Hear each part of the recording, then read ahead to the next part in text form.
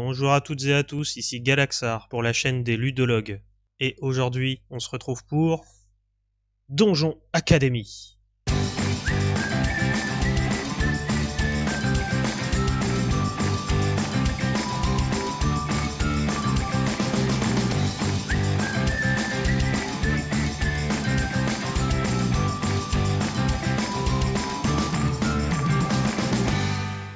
Donjon Academy est un jeu de roll and write créé par Julian Alain, illustré par Régis Torres, édité par Matago, pour des joueurs de 10 ans et plus, des parties d'environ 20 minutes avec 1 à 6 joueurs.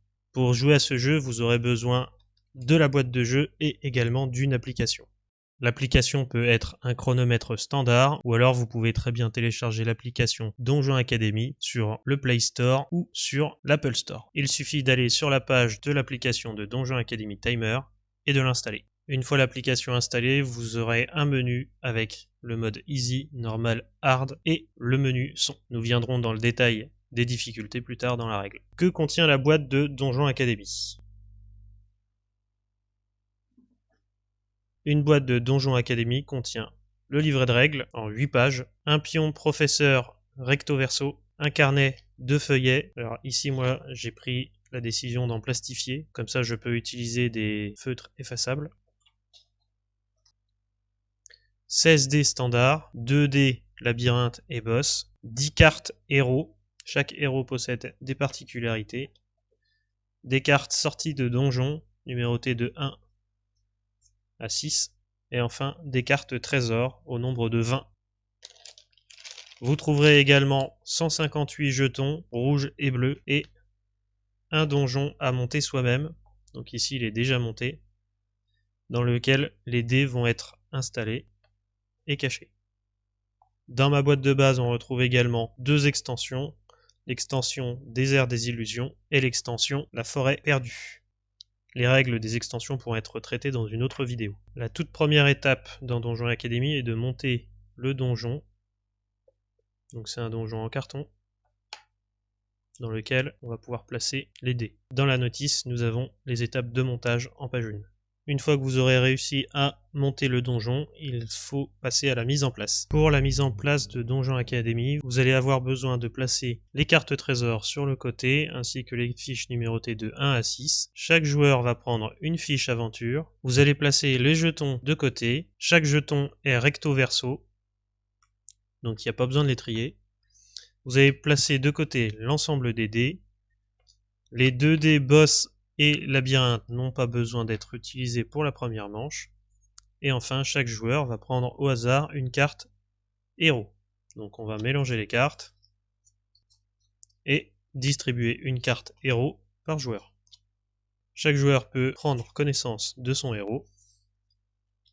Et chaque joueur va prendre le nombre de jetons énergie et mana correspondant à son héros. Enfin, vous allez placer le donjon au centre de la table, placer le toit de côté, le professeur à côté des cartes trésors et sorties, et enfin pour terminer, chaque joueur va inscrire sur sa feuille son nom d'aventurier. La mise en place est maintenant terminée, mais quel est donc le but du jeu ? Êtes-vous prêt à passer votre diplôme d'aventurier de l'école la plus réputée ?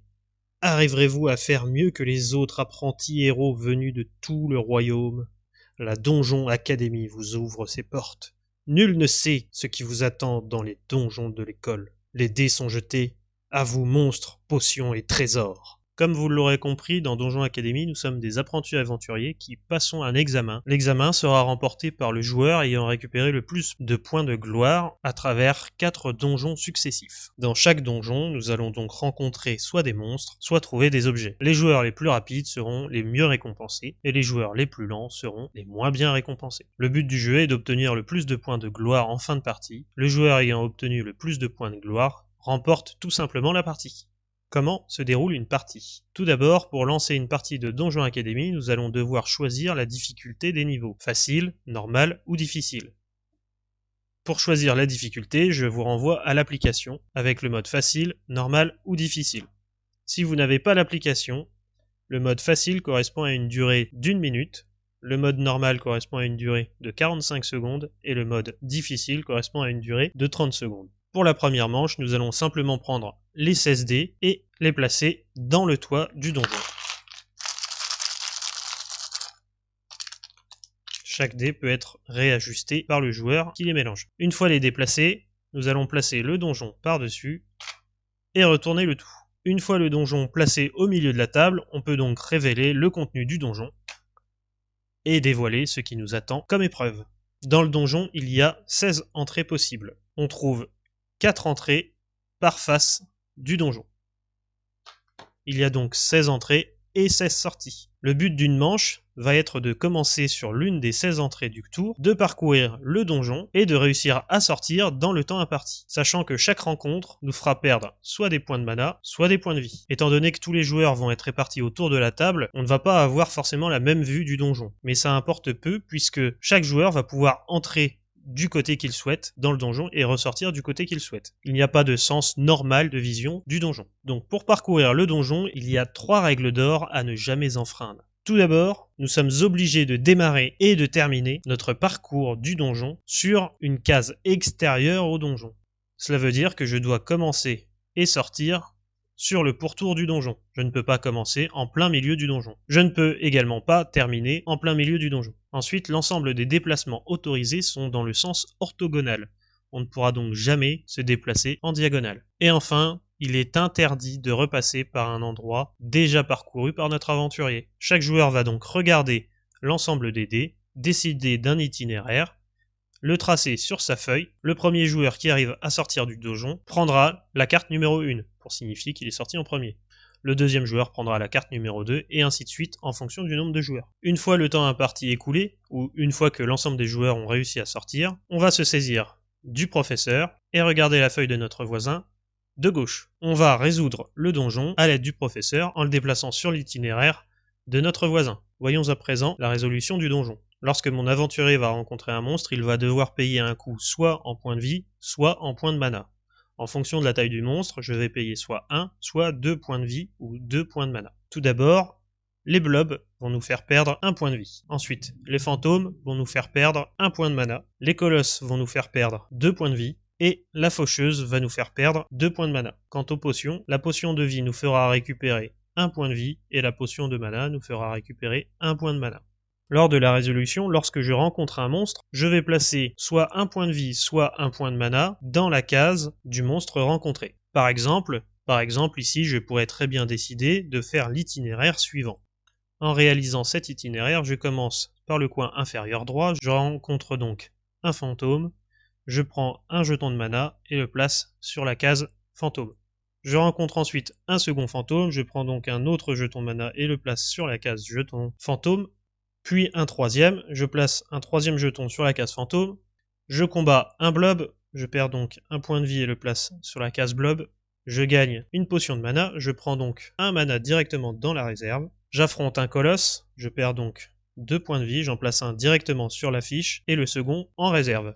Je gagne ensuite un point de vie, je regagne le point de vie directement de la réserve, je ne prends jamais les jetons sur ma fiche. Et je termine en rencontrant un colosse puis un blob. Je perds donc 2 points de vie pour le colosse, 1 sur la fiche, 1 dans la réserve, et 1 point pour le blob. J'arrive donc à 0 point de vie sur mon aventurier. J'échoue le donjon uniquement si je dois dépenser un point de vie ou un point de mana que je ne possède plus. Ici, je n'ai pas besoin de dépenser de points de mana ou de points de vie supplémentaires, mon donjon est donc validé.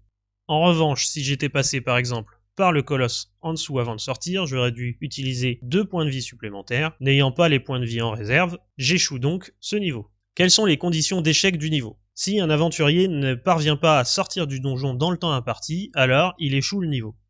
S'il a enfreint l'une des règles d'or, que l'on a vu précédemment, alors il échoue également le niveau. Si ses points de vie ou ses points de mana sont strictement inférieurs à 0, alors il échoue le niveau. En échouant un donjon, le professeur va nous infliger plusieurs sanctions. La première sanction va être de marquer 0 point de gloire pour cette manche. Je marquerai donc ici 0 point de gloire. Ensuite, je ne validerai aucune quête. Je ne pourrai donc pas valider l'une des quêtes qui se trouve en bas. Ensuite, je ne pourrai pas piocher de cartes trésor. En revanche, je regagnerai complètement l'ensemble de mes points de vie et de mes points de mana. Le donjon est réussi si et uniquement si nous sommes parvenus à sortir vivants et à temps du donjon. Le décompte des points de gloire par niveau se fait de la manière suivante. Nous allons remporter 1 point de gloire par monstre éliminé en comptant l'ensemble des jetons que nous aurons placés sur notre fiche. Pour mon exemple, j'aurai donc 2, 3, 4, 5, 6, 7. Je pourrais donc inscrire 7 points. Ensuite, je vais marquer des points en fonction du pouvoir de mon héros ou des trésors atteints précédemment. Ici, mon héros m'indique qu'à chaque niveau, si vous sortez en premier, vous gagnez plus 1 point de gloire. Je pourrais donc, par exemple, inscrire 1 point. Les deux dernières cases nous servent à remplir notre niveau de vie et notre niveau de mana en sortie de donjon. Ici, j'ai 0 point de vie et 2 points de mana. Et enfin, la dernière étape correspond à valider l'une de nos quêtes et à marquer des points. Il existe 4 quêtes standards dans Donjon Academy. Chaque quête va scorer en fonction des monstres éliminés sur la manche. La première quête va me permettre de marquer des points en fonction des colosses et des blobs éliminés. La deuxième quête en fonction des fantômes et des faucheuses éliminés. La troisième quête en fonction des fantômes et des blobs éliminés. Et enfin la dernière en fonction des faucheuses et des colosses éliminés. Les quêtes vont tout simplement nous rapporter 1 point par monstre éliminé dans sa catégorie. Ici, en éliminant des colosses et des blobs, je marquerai 1 point par créature éliminée sur mon donjon. Dans mon exemple, je marque donc 4 points. J'aurais très bien pu choisir d'utiliser une autre quête que la première, par exemple la quête des fantômes et des blobs qui m'aurait rapporté autant de points.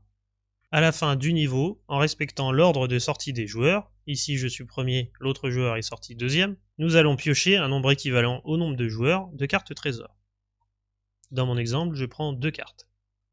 Je place ces cartes au centre de la table, et dans l'ordre des cartes de sortie, chaque joueur va prendre l'une des cartes au milieu de la table. Chaque carte trésor apporte des bonus divers et variés, nous regarderons l'ensemble de ces effets en fin de règle. Pour cet exemple, je choisis de prendre la potion cocktail et laisse la mascotte de l'école à mon adversaire. Attention, en fin du niveau 4, vous n'aurez pas la possibilité de piocher des cartes trésors. En revanche, vous devrez conserver l'ensemble des cartes sorties pour départager les égalités éventuelles. Une fois le premier donjon effectué, il ne reste plus qu'à passer au deuxième, au troisième, puis au quatrième. Quelques particularités sont à ajouter au niveau 2 et au niveau 4. Pour le niveau 2, vous allez remplacer l'un des dés par le dé labyrinthe. Le dé labyrinthe possède plusieurs faces que nous allons étudier ensemble. Il possède des couloirs dans lesquels nous ne pourrons pas utiliser les sorties qui sont bouchées. Il existe 3 faces couloirs dans lesquelles les sorties seront bouchées. Il ne sera donc pas possible d'utiliser ces sorties. Ensuite, il existe un carrefour dans lequel il n'y a tout simplement rien à signaler. Il y a la peau de banane, dans lequel nous allons perdre forcément 1 point de gloire en passant par cette case. Et enfin, il existe la bourse, dans laquelle nous gagnerons automatiquement 1 point de gloire en passant par cette case. Ce dé est donc à insérer dans le plateau à la place d'un dé initial. Pour la 4e manche, vous allez devoir utiliser le dé boss du niveau. Le dé boss du niveau comporte plusieurs faces. Tout d'abord, la face troll. Cette phase va vous faire perdre 3 points de vie, en revanche elle vous apportera plus 3 points de gloire. Puis si vous parvenez à vaincre le troll, vous pourrez régénérer l'ensemble de vos points de vie. Il existe également la liche. La liche va vous faire perdre 3 points de mana, vous faire gagner 3 points de gloire, puis si vous parvenez à la vaincre, vous régénérerez l'ensemble de vos points de mana. Il y a la face dragon dans lequel vous allez perdre 3 points de vie et 3 points de mana. En revanche, vous allez gagner 3 points de gloire, et régénérer l'ensemble de vos points de vie et de vos points de mana. Il y a la face coffre qui vous fait automatiquement gagner 2 points de gloire si vous passez sur cette case. Il y a la face impasse qui ne vous permet pas d'aller dans cette salle. Et enfin il y a la face clé qui vous oblige à passer sur cette case pour pouvoir sortir. Et ce même si vous possédez déjà la carte trésor botte de fuite. La partie se poursuit donc sur les 4 manches en ajoutant à la manche 2 et à la manche 4 les nouveaux dés. À la fin de la manche 4, il est temps de faire le total des points. L'aventurier qui possède le plus de points est élu meilleur aventurier et obtient son diplôme avec brio. Il existe également une variante solo dans laquelle le joueur solo pourra piocher en fin de donjon 2 cartes trésor, en conserver une et défausser la seconde. Pour les parties solo, il existe également une échelle de héros pour comparer votre score et déterminer votre rang. Cette échelle est disponible à la page 6 des règles du jeu. Voyons à présent les pouvoirs des héros. Tout d'abord, la rôdeuse. À chaque fin de niveau, si vous sortez le premier, vous gagnez 1 point de gloire supplémentaire. Le mage, une fois par niveau, éliminez une faucheuse gratuitement. La guerrière, une fois par niveau, éliminez un colosse gratuitement. La pirate vous permet en tout début de partie, et non en début de manche, de cocher une salle dans chaque niveau. Vous aurez donc 4 salles à cocher. Et si lors de la partie vous empruntez cet itinéraire, alors vous gagnerez un point de gloire supplémentaire par salle cochée que vous aurez emprunté. Le marchand permet de gagner tout simplement 7 points de gloire en fin de partie. Le ninja vous permet une fois par niveau de traverser n'importe quelle case monstre sans aucun effet. Attention, le combat n'est tout de même pas remporté. La conjuratrice vous permet de gagner un point de gloire par faucheuse éliminée. La voleuse vous permet de commencer la partie avec 2 trésors piochés au hasard. Le barbare vous permet de gagner un point de gloire supplémentaire par colosse éliminé. Et enfin, le moine vous permet de transformer une potion de vie en potion de mana ou une potion de mana en potion de vie. Attention, vous ne pourrez le faire qu'une seule fois par niveau. Passons à présent aux cartes trésors. Sur certaines cartes trésors se trouvent des icônes en bas à gauche. Ces icônes vous rappellent à quel moment et dans quelles conditions les cartes peuvent être jouées. Les cartes sans icônes ont un effet permanent ou en fin de partie. Tout d'abord, le symbole de flèche verte vous indique que vous pouvez utiliser cet effet une fois par niveau. Le point d'exclamation violet vous indique que cette carte doit être jouée obligatoirement au prochain niveau. Et enfin, l'éclair jaune vous rappelle que cette carte doit être défaussée pour pouvoir produire son effet. Voyons en détail l'ensemble des objets disponibles dans la boîte de base de Donjon Academy. Tout d'abord, la bourse vous permet à la fin de la partie de gagner plus 1 point de gloire. La mascotte de l'école vous permet en fin de partie de gagner plus 2 points de gloire. Le bouclier vous permet de gagner plus 1 point de vie, votre maximum est augmenté de plus 1. Le casque vous permet de gagner immédiatement 1 point de mana et d'augmenter notre maximum de mana de plus 1. Le diplôme de chasseur de blob nous permet pour le prochain niveau de gagner plus 1 point de gloire pour chaque blob éliminé. Le diplôme de chasseur de fantômes applique le même effet pour les fantômes, plus 1 de gloire pour chaque fantôme éliminé sur cette manche. Le diplôme de chasseur de colosse applique le même effet pour les colosses éliminés sur la manche. Le diplôme de chasseur de faucheuse applique le même effet, c'est-à-dire plus 1 point de gloire pour chaque faucheuse éliminée sur ce niveau. La super potion rouge, défaussez cette carte pour gagner plus de points de vie. La super potion bleue, défaussez cette carte pour gagner plus de points de mana. La potion cocktail, défaussez cette carte pour gagner 1 point de vie et 1 point de mana. L'objet inutile. Cet objet ne sert strictement à rien. L'anneau de téléportation. Vous pouvez entrer dans chaque niveau par la case de votre choix. Cette carte vous permet donc de commencer en plein milieu du donjon. C'est l'une des exceptions possibles aux règles d'or. Les bottes de fuite vous permettent de sortir de chaque niveau par la case de votre choix. C'est l'une des autres possibilités d'échapper aux règles d'or, et donc d'échouer sur le niveau. Le trophée du rôdeur au prochain niveau. Si vous sortez en premier, vous gagnerez plus de points de gloire. La carte au trésor vous permet de cocher une salle sur le prochain niveau. Si vous empruntez cette salle, vous gagnerez plus de points de gloire. Les lunettes maudites. Au prochain niveau, vos potions rouges seront bleues et vos potions bleues seront rouges. La cape d'invisibilité. Défaussez cette carte pour ignorer un monstre sur votre tracé. La Spyro fantôme une fois par niveau. Vous pouvez éliminer un fantôme sans perdre de points de mana. Et enfin, l'épée anti-blob vous permet une fois par niveau d'éliminer un blob sans perdre de points de vie.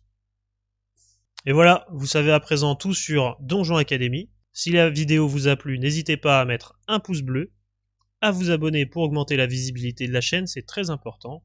Et surtout, n'oubliez pas de me signaler en commentaire si vous souhaitez aborder les points de règle des extensions, ou alors tout simplement si vous avez une question sur les règles. Allez, à bientôt sur la chaîne des ludologues. Salut!